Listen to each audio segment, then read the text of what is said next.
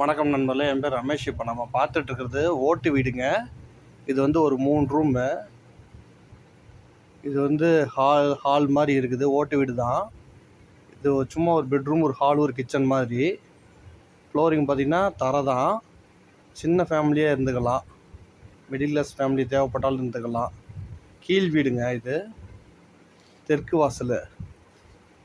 நல்ல தண்ணி வந்து வெளியில் வாசலில் பிடிச்சிக்கலாம். இது உப்பு தண்ணி. சிங்க்கு, டாய்லெட் பார்த்தீங்கன்னா இந்தியன் டாய்லெட்டு. இது வாடகை 4500 வாடகை, 10,000 அட்வான்ஸு,